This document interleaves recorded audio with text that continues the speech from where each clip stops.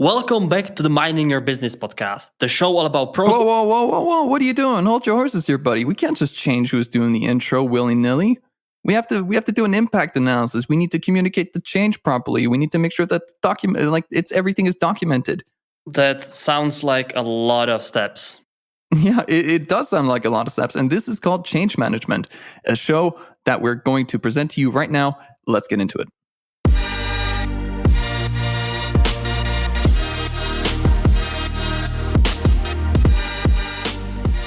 Hello, dear listeners. So today we actually are going to talk about change management, which is interesting topic, which I have to be honest, we are still learning together with Patrick. However, things and that what I'm dealing with one of my customers actually brought me to this topic very recently.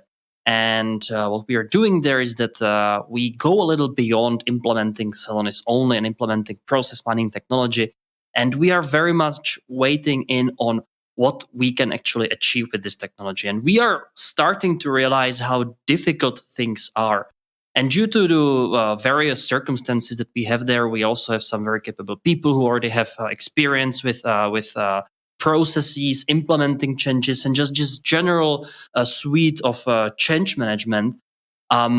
We thought it would be very cool to actually share our experiences here, what we've been dealing with our customers. And also, I think Patrick will mention some of his previous experience with some where he used to work before, and kind of bring you closer to what change management is and how does process mining actually fit into this frame.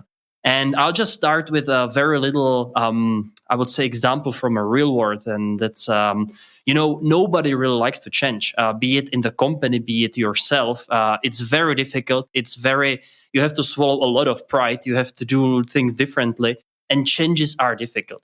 And, implementing changes in an organization, that's just a whole different level, because it's not only pushing yourself and, people around you, but it's generally and very often pushing the whole company forward in some direction. And therefore, around change management was created this whole theory, this whole, discipline, which looks into ways on how to formalize changes and how to actually execute them so that your organization stays at the top of the game and is agile and able to change. Yeah, for sure. It's also one of the things that we haven't really spoken about before, right?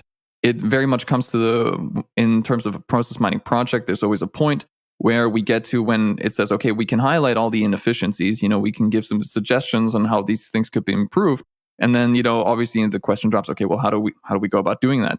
And then it's usually, we need to think about change management here, because these problems are fairly deep, they're fairly inherent. And, this is not just a quick thing that we can just snap out of our fingers and say, well, your organization has now changed and it's no longer inefficient. No. This requires change management. Why? Well, we're going to highlight why that is and why it's so important in this episode. Yeah, I guess what we can start with is a definition. And as I said, I will highlight it once again here. We are not change management experts, but we've been... Not being experts on something has never stopped us from speaking on something in the past. So that's also true. However, our experience taught us, and also experience with the people we had the privilege to interview in our podcast actually brought us to this topic, and pushes us into thinking about it with different perspectives than we would probably have if we were just implementing process mining, right? So while being aware of this larger picture, we try to shed some light on it. And obviously, if you feel like you are actually a change management expert and could bring some more experience, some more knowledge into our show, then please reach out. We would be so happy to talk to you. Absolutely. I mean, for sure. I mean, because as we said, we're not experts, and please come on the show, correct the record if we say something incredibly stupid. Let's start with the definition. I hope that I don't get this one wrong because it's from Wikipedia. However, change management is a collective term for all approaches to prepare, support, and help individuals, teams, and organizations in making organizational change.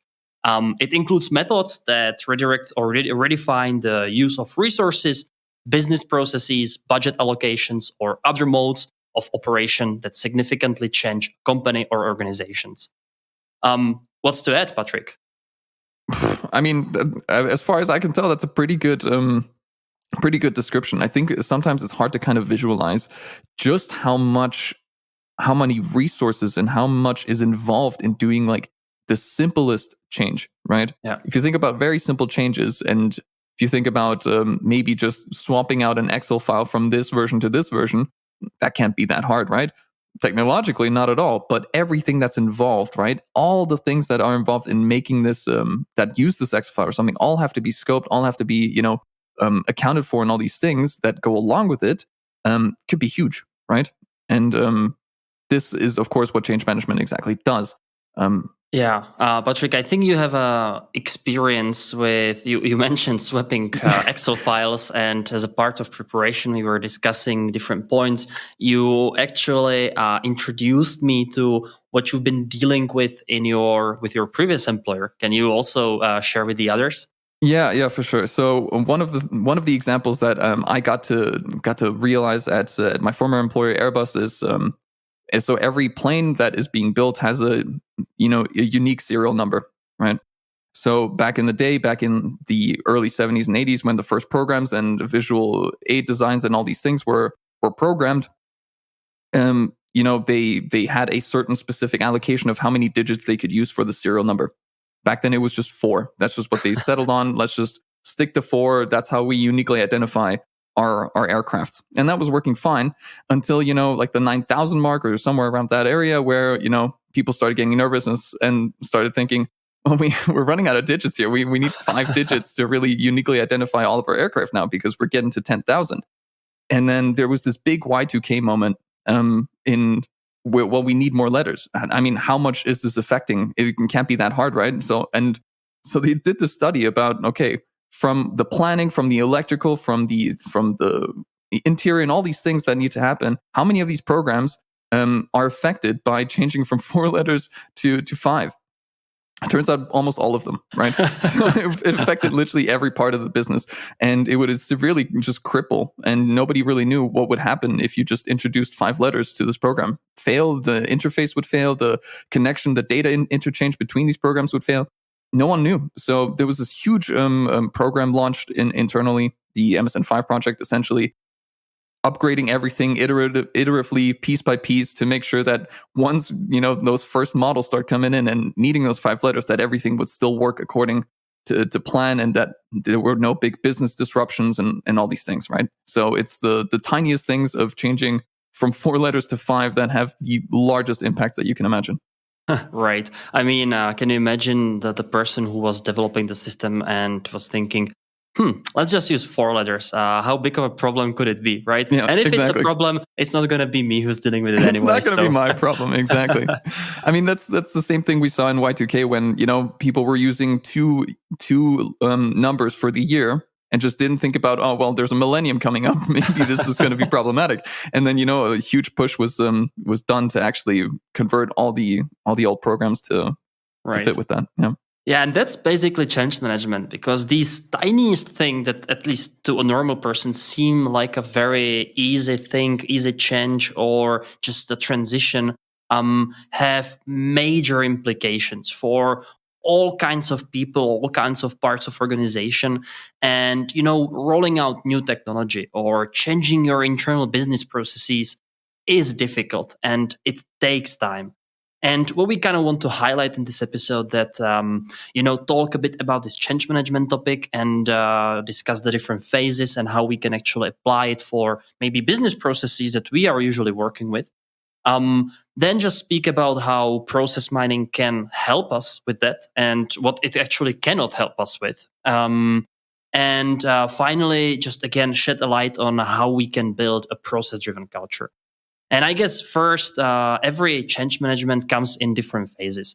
And this already comes into the planning. And, while preparing for this episode, I came across a couple of different methodologies that are really studying this discipline of change management. And I came across terms such as ADKAR model, or John Kotter's 8-step process for leading change, which essentially lays down the foundation on how the process, how the change management should be executed.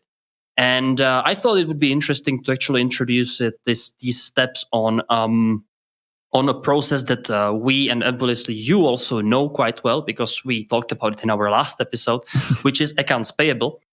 And therefore, let's actually jump into this John Kotter's 8-step process for leading change. The first step there is create a sense of urgency when applying a change management method. When you have an accounts payable process, creating a sense of urgency is probably pretty easy. If you're paying your vendors late, or if you don't pay them at all, everything is too late, everything is paid after the due date, you kind of have an urgency and everybody wants to fix the problem. So creating an urgency here, I think it's a no-brainer how to do that. Yeah, I mean, if you tell any finance person, hey, we're losing so and so much money just because we're not doing things on time, they lose their minds. So the urgency is definitely there. Also, probably one of the reasons why AP process is usually the one that companies are working on first when it comes to implementing process mining technology. Yeah, for sure. Yeah. The next step is build a guiding coalition. So guiding coalition is the management and the project team that is kind of organizing, orchestrating how things should be executed. So it's from defining the goals to providing the budget to creating actual project team who will work on different topics. And it also goes back to creating this center of excellence, which we discussed with another guest of ours in one of the previous episodes, where we highlighted how important this actually is to have someone who drives this initiative of process mining. And change management is like a higher, or is umbrella. Yeah, exactly. Thank you, Patrick. It's like shielding this whole process mining as well, and therefore, building a guiding coalition is very important. Yeah, you listeners could not see it, but Jakub was wildly waving with his hands above his head. That's why I said umbrella. But yeah, so this guiding coalition is expound on this a little bit if you like. The stakeholders, or just essentially the people that are there to drive the change and figure out who's involved and who to get together and how to plan things, right? Exactly, especially because, as we mentioned, some of the changes are, they don't stay within one team, within one department, but are cross company, really. And therefore, you need some people who know the company and can pull some levers when needed. Right. So, please continue. Yeah, the next step is actually form a strategic vision and initiative. And this actually already revolves around the goals and what you're trying to achieve with your change management initiative. Now, would that always be the same, right? If we talk about, hey, this is at the end of the day, we want to implement this change, right? What else is involved in this initiative? Well, you can also look at different goals that you have. If you want to improve your accounts payable process and you want to improve your payments, well, probably it's not going to be only everything needs to be paid on time, but you also need to go a little up the stream of the process and start looking into how the invoices are digested and processed, approved, and so on, because this ultimately impacts everything down the stream. And for that reason, having this not only the high level vision, which would be we need to pay on time, but actually cutting it into pieces and see, okay, this and this and this we need to do in order to improve the overall picture and the overall performance. This is something that needs to be then laid down and prioritized by this guiding coalition. Okay, so having like a holistic picture of all the things that need to change in order to achieve the overarching goal, that is to pay things more on time. Yeah. The next step, the fourth step, is enlist a volunteer army, and I really like this one because very often it feels like this is you and me, Patrick, the volunteer army. The volunteer army. Even though we are not very volunteering here, we are not much of an army. We're not much of an army, but these are the people who are actually executing the change, who are who are really putting themselves up in the front line of implementing the changes and doing the heavy lifting. So this is either the organizational change or the actual technological change, if it were to be a program or things like that. Exactly. So that's the fourth step. The fifth step is enable action by removing barriers. And in my opinion, this is something that you simply enable your people to perform, first of all, the technical tasks that they need to do, but also allow them to actually focus on it with their time and with their dedication. This is something that I'm facing very often with my customers. When we want to change something, we want to improve it, we want the users to start using the technology, the process mining, and start, become an analyst, really. However, it's always on top of their current tasks that they have to do. And this is just not really doable because, well, nobody wants to work 140% each week. And therefore, you have to create a scenario where people actually have time to focus on their problems. Yeah, this topic is a big one because, like you said, we see this all the time. And it's not just that in order for you to focus on these new tasks, specifically if it's change management or adopting a new tool like process mining or anything like that, you need to dedicate a good amount of time to really get to grips with what you're looking at and really adopting it usefully and effectively. And with that comes that expectation of you need time to do this. And if somebody says, yeah, we have this new tool, you're going to use it now, and it's going to take up 50% of your time. But on top of that, please keep doing what you're already doing. So free up half your calendar while still doing the same amount of stuff. And it's just, I mean, from a physics point of view, I think just impossible, right? Just squeezing all that into time. I think that's just not possible. So I think also one of those things that needs to be accounted for, resources, right? And this comes from this coalition, if you put it, to make sure that the required people, the people in the front lines, do get that time and do get that the support they need to actually go ahead and do this and not have it be a side project that gets left on the side of the road. Exactly. Then we actually go to the next step, which is generate short-term wins. And this is also a no-brainer for me. Whenever I start a project of process mining, I always try to ask the customer, the business people, what is your biggest need? What is your biggest change? And we kind of create these metrics where we are putting like a low effort, big impact implementations, then also the high effort, low impact, and we kind of create these metrics of what should be prioritized and what not, based on how we feel about what kind of impact would it eventually have and how difficult for us it would be to implement. And the sole purpose of this exercise is to kind of pinpoint the areas where we can, in a little amount of time, with a little amount of effort, create some big wins for the organization. And it's important because once you have these big wins, they can actually justify the further and continuous investment into the technology. Oh yeah, I mean, this is also a big thing. The cost that it takes to actually get that win. Like you said, quick wins are great. It also doesn't really require change management in a lot of cases, right? So there's not that big involvement, that big overhead of involving everybody and calculating risk and all these things that comes along with it. It's a fairly quick win. Yeah. Now, there are, of course, other things that you identify. You can identify them fairly quickly, that where we can see that if you want to change this, then this is going to require like big changes in your organization as well, right? And those are more on the back burner, like maybe the cost that we calculate for this problem doesn't really justify the cost of actually changing your organization to that degree so that, this problem would be solved, right? So there's a bit of like a cost benefit type of calculation that you also need to take into account. Exactly. The seventh step is sustain acceleration. Again, it's very easy to come into a project and have a lot of excitement and a lot of energy and be very, I would say, just going to do things. But, once you have first obstacles, once you start seeing that it actually requires more work than initially anticipated, you start seeing first problems, first issues, it's very easy to lose this enthusiasm.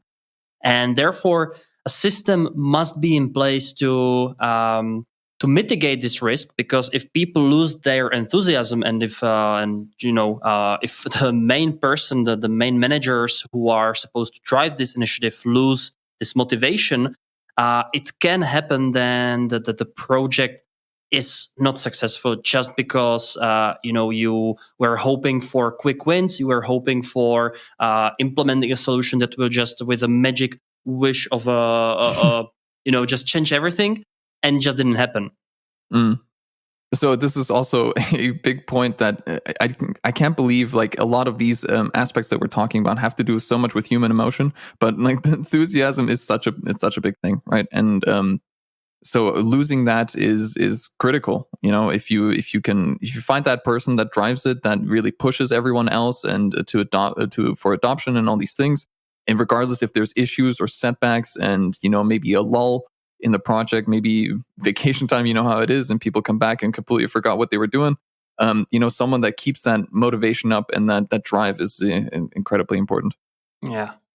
Yeah, and the last step is actually to institute the change. And if you already went all this effort and all this hustle to get all the way here, you kind of want the change to stick, to be ever present in your organization.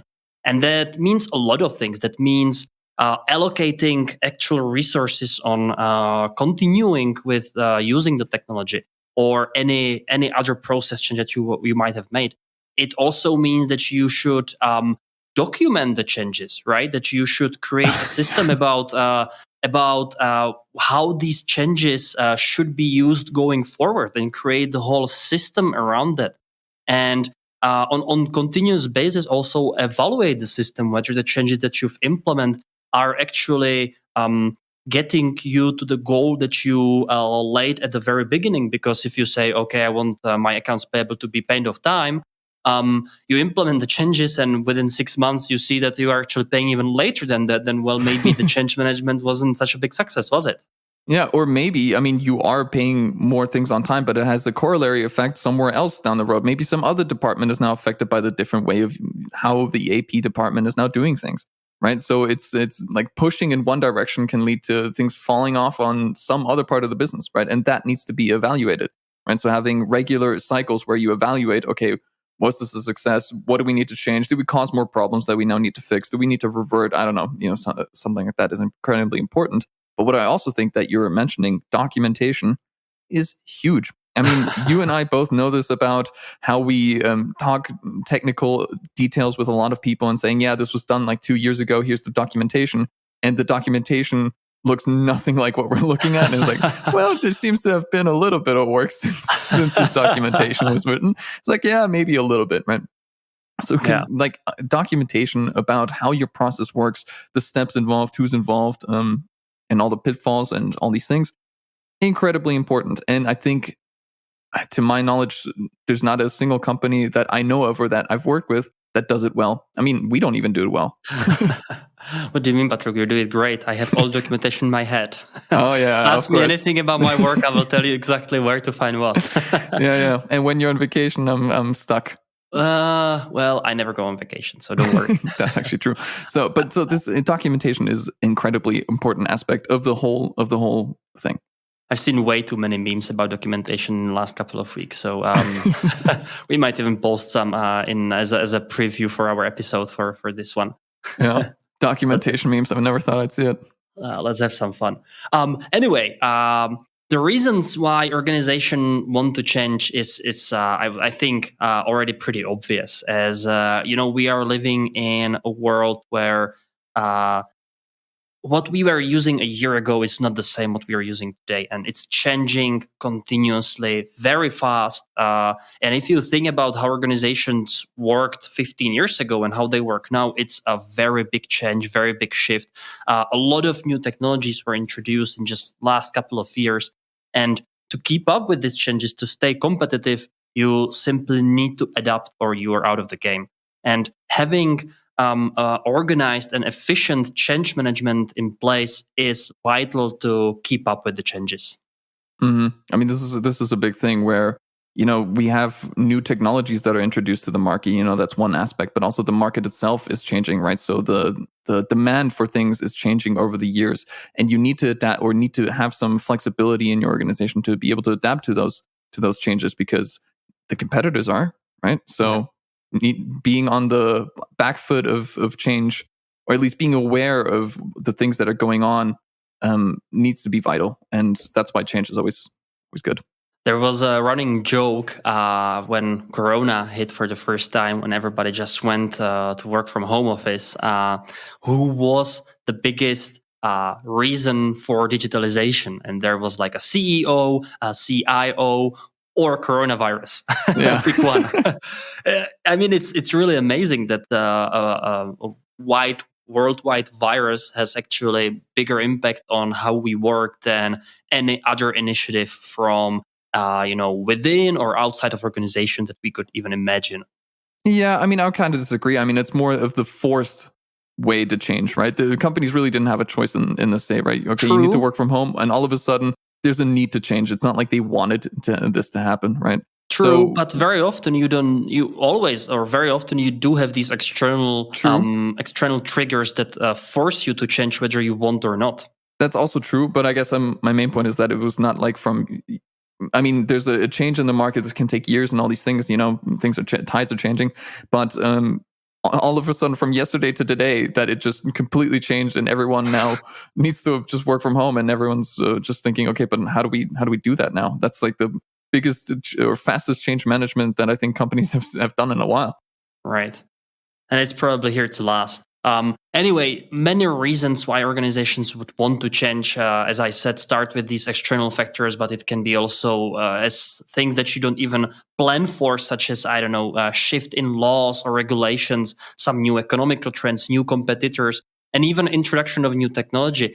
Because process mining, while it's a supportive tool for change management, is a change management in itself, because you are introducing new technology and you need to enable people. You need to build a team around that to support other change managements that are on different fronts. And there you have this change management everywhere, and you're kind of starting to get lost. Yeah, and I think this is also a big point where we have to really look at the need of business users and the reason for process mining. And I think a lot of the times it's the idea that, hey, we can apply this tool and this will just kind of fix the problem and we'll be able to execute and do all of our automation and all these things, where you could have just looked at it from a change management point of view and said, okay, let's look at the structural problems, the inherent process problems that are arising to these problems, and not have it be just another tool that you throw onto a problem to fix it, but rather a more in-depth look and maybe fix it from a change management point of view. Yeah, we have a beautiful slide for that. We were just discussing with Patrick. We don't even know who created it from our company, but I know I keep showing it to everyone. And we have this iceberg, which you see just a tip of it above the sea level, and then there is this huge part underwater. At the top of the iceberg is process mining technology. And it's what you think you need to facilitate the change, to improve your processes, to just become a process-centric organization. However, what you actually need is everything else below the sea level, which are things around the team, the executive buying. It's also the enablement of the users. It's user adoption. It's the governance model. It's also value monitoring. And there's just so many things that you have to think of when you start with implementing process mining, while everybody thinks that it's just a technology that's going to point into the problems you have in process. Good insights do not guarantee that the change will be made. And that's where people step in again. And it's them who eventually have to translate the findings into something tangible, something valuable, something that will result in actual savings or improvements. Yeah, the actual improvement part of the process, right? Highlighting the inefficiencies is good and fine, but okay, so what are you going to do about it, right? That's the question. Well, I guess we have to do this and this and this, and that involves, again, change management in most cases. Yeah. So while process mining, it will allow you to do many things. It will allow you to begin with, right, to make a precise diagnosis in almost real time of your processes, and it can be it can be global, it can be by unit, it can be a lot of different dimensions, and it just does this X-ray into your processes, into your business processes, and help you understand what is it that you are actually doing there. including all the bottlenecks, including all the reworks, anomalies. However, this is still just the data that has to be ingested by you, by your organization, and eventually be in a certain way leveraged in this whole ecosystem of change management. Right, and you said it. I mean, there's it fits into the model because you can have an idea about where your process is and that it needs to change. Right, everyone's complaining these things aren't working. We're not adapting. There can be a whole lot of things wrong. And process mining is, like you said, the X-ray in figuring out where these bottlenecks are, where they're the most severe, what are costing you the most money, where it's at its most inefficient, and things like that. Right, that's what process mining is perfect for. Yeah, it also helps you evaluate the conformity. And what I mean by that, again, I'm just going to do a little side note here that we talked about conformance checking in one of our previous episodes. So if you want to know more, just go check it out. But what you do there is that you check whether your processes are executed as they are designed. And that especially is valuable once you implement the changes, because when you implement the changes, you assume that you either pay in time or you have some other process steps that don't even occur or are executed in a specific sequence. And by creating this conformance checking, you can actually say whether your change, be it in the way that people are using the system or that you actually design it or by some improvements, are translated into reality, and whether you are really, really harvesting on what you set out to do. Yeah, this is exactly what process lifecycle is then here to do, right? It's a cycle, so we have to continuously evaluate the efficiency of it and continuously monitoring with process mining the way that we think it's going to work, the goals that we achieve, the overarching aim. Maybe something else happened. Maybe we've added more things into the process by then, so you will start to see new activities or things like that occur. And that is to monitor, right? Check the conformance. Is it now in your head? Are all the swim lanes being occupied in the way that your BPMN model is saying that they should, right? And can you monitor that? And is it really meeting expectations? Yeah. And with that, I'm realizing more and more how important process mining is in the bigger scheme of things. That I start to really resonate with some of the ideas that our previous guests had, that it just cannot coexist as a segregated, separate initiative, but it should be, or it's highly recommended to integrate it into the whole process management, into this category where you design the processes, but also monitor them and evaluate them and create the system around them. Yeah, no kidding. I mean, it's for quick wins. I mean, you can get quick wins. That's totally fine. But at some point, you're going to need to change on a deeper level, right?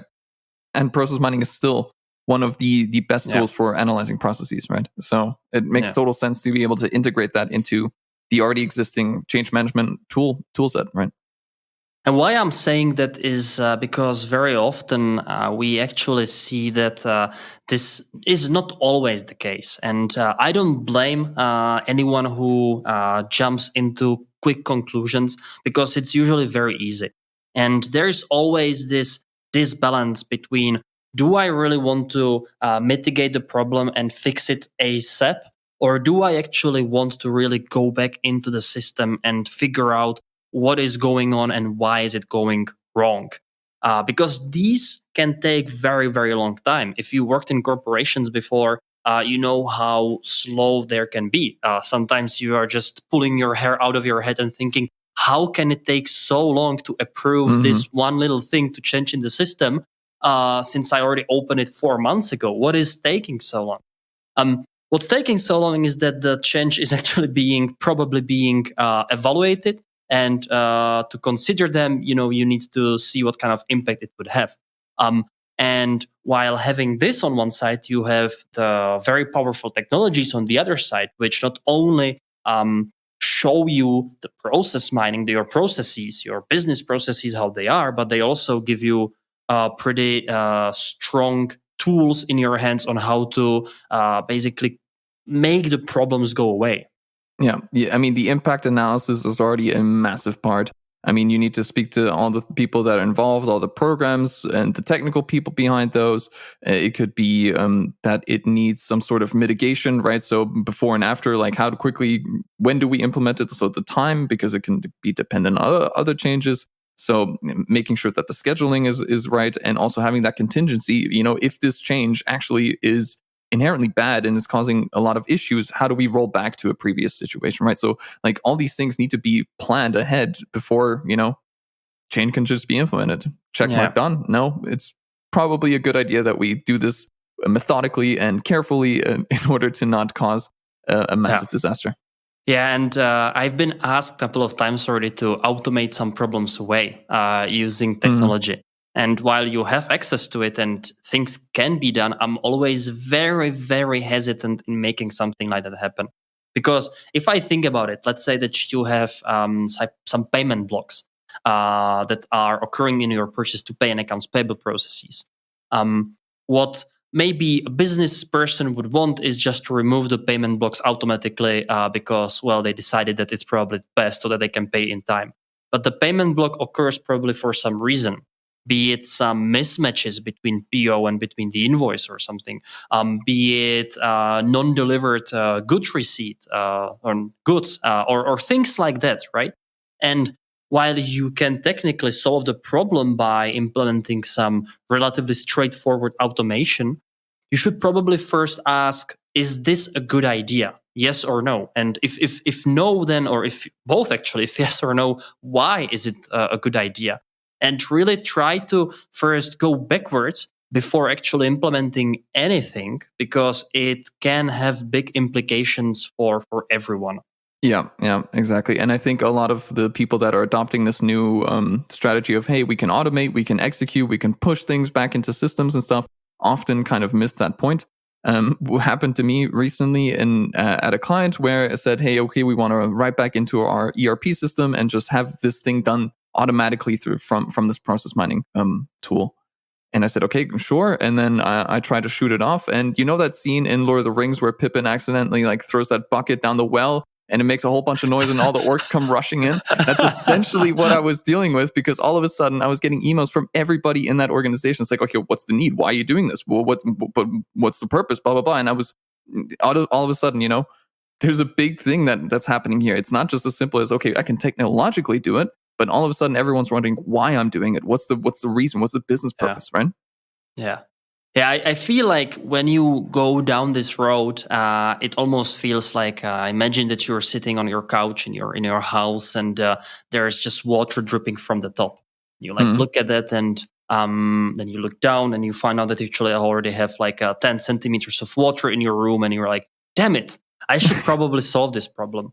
So you basically decide, because you're lazy and you bought this very cool pump recently, you say, okay, I'm just gonna suck out all the water just out down the sink or something, and you put the pump there, and you think problem solved.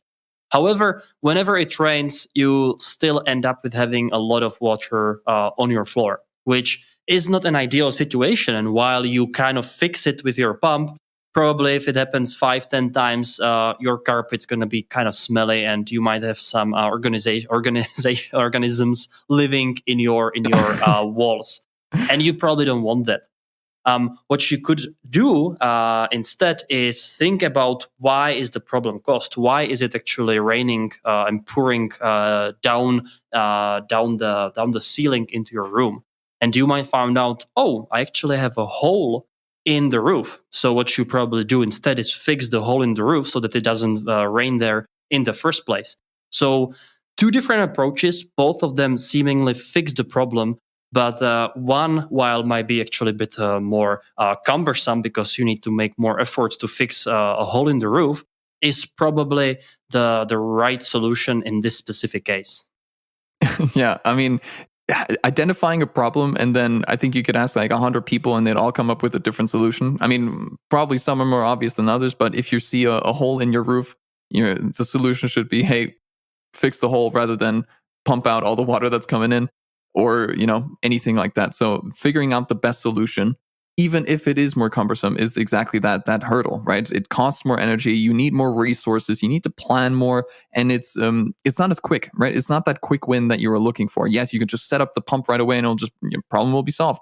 But it doesn't solve the inherent issue, and that can be tricky to overcome, right? Nobody likes expending extra energy. I mean, specific for a business, hey, costs more money. It takes a little bit longer to implement, changes stalling, things like that. That's more uncomfortable, but it's the better solution for that particular problem. Yeah, but again, process mining will help you with identifying this. Imagine that you create this process, rain to pump or something. This analogy is getting off. Yeah, it's off. Whatever. If you created this, and you would find out that whenever it rains, you have to use the pump, right? So you already have this clear correlation. And when you think, okay, it rains, let's see what happens before there, and you will see this water goes down the roof. And it always starts with this part. So you already have this guidance that is created through mapping your processes, and you can act upon that. And that's the ultimate root cause analysis that you should aim for and strive for when rolling the process mining technology out. Mm-hmm. So we've highlighted a lot of the change management aspects, but I think it's also important to realize that, not everything is successful, right? Organizations fail in change all the time. It's nothing uncommon that happens, especially in bigger organizations, right? Change takes time. It's hard. Things fail.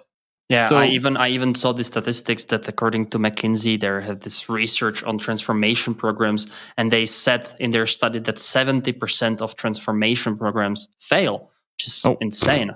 That is a lot. And I mean, looking back at some of the examples that I've seen at Airbus, there was one example that was like a program for electrics, right? It was fairly outdated. It couldn't do a lot of the functions that they wanted it to do. So there were a whole bunch of fixes and extra features that were programmed and all this stuff. But the ending was nigh for that program. It needed to be replaced, needed to be integrated, right? And so there was always this constant cycle of, hey, we have a new plan on how we want to change this, and deadline is 1.5 years. We're gonna change it out, and it's gonna be done, and we're gonna have this new program. It's gonna work just how we want. 1.5 year deadline, and this is the proposed budget. Get it done. What ended up happening is, of course, they were trying. These people are doing their best, trying to really evaluate all these things, and all of a sudden coming up with more problems. Why this is a big risk, and we need more time. We need more budget. We need more stuff, and deadline comes around, budget's way over, and well, no, maybe we'll find somebody else to do this job. And again, let's go. 1.5 years, this budget, let's go, do your thing.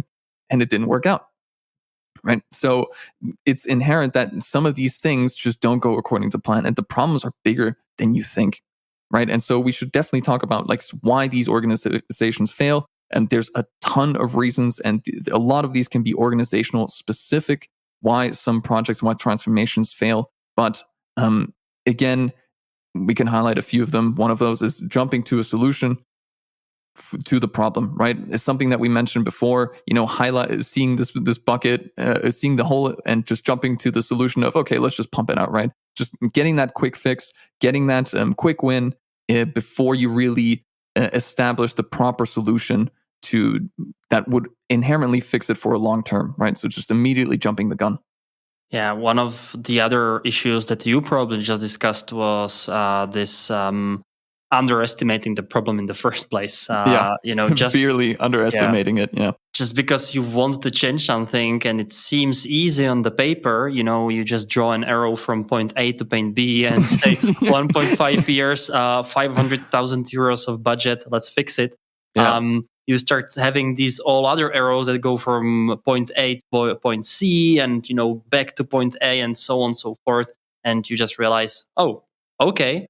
Nice. Maybe not. Yeah, exactly. And maybe not. It's also one of those morale things that we spoke about.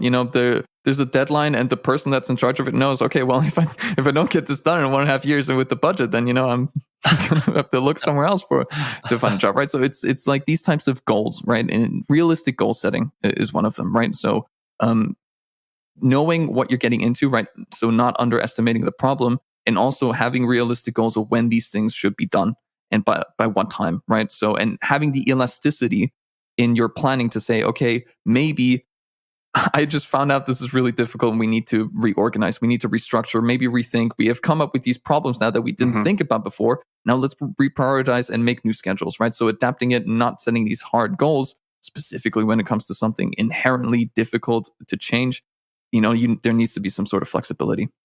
Yeah, and once you have the budget and the time frame, just multiply it by 2. That's my little recommendation. It's one of those things where, of course, you need to be wary of budget. There's not infinite supply of money, and of course, you need to make sure that this is used responsibly. And but a lot of the problems that you find, you don't know until you start. Right. Yeah. And you can budget for these, but specifically when you're doing impact analyses, that's specifically the problem, right? You're doing an analysis on to see how it would impact the other business. You don't know until you do it. Right. So, Although I must again say that there are some interesting ways, especially in process mining and business processes, how you can kind of predict the future and run these predictive models on how a certain change in the process might actually result, or what it might actually result in. So these are some interesting topics that I would love to actually cover in some of the future episodes. I mean, impact analysis can be anything from, hey, we have this extra process step, to, hey, I'm going to pull out this cable on this server. What's going to happen? That's one of the impact analyses that you have to do, specifically when it comes to infrastructure change or technological change that often involves hardware and all these things. All these things have to be accounted for. You can't just take out everything and just hope for the best. I mean, you can, but it's probably not going to go that well for you. And for that reason, exactly, I believe you need to have a very strong governance in place and be watchful for all those little things that can occur, for the dependencies, and for also orchestrating the whole organization around the change that you're doing.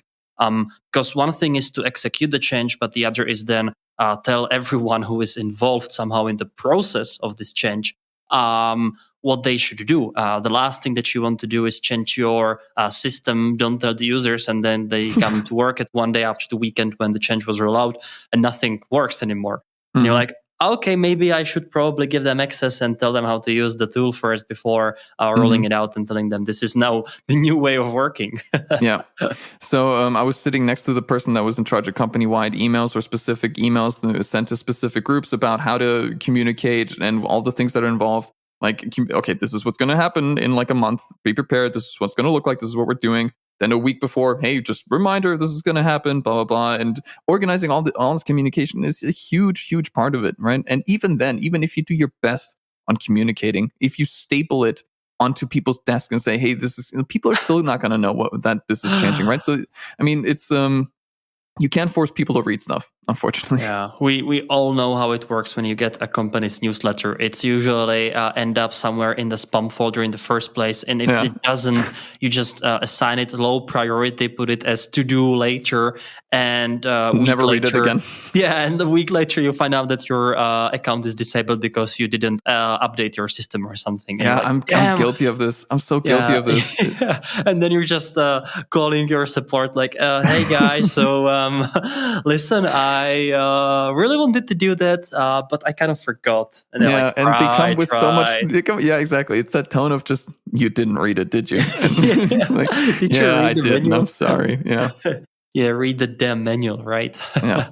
But ultimately, what I found fascinating is how much this whole discipline of change management is a people's game, because processes are people. And even though you execute something in the system, you have ERP and you are planning and so on, ultimately it's still people who are doing this action, be it the interaction with the system or the actual work behind what is going, behind the curtains of your process.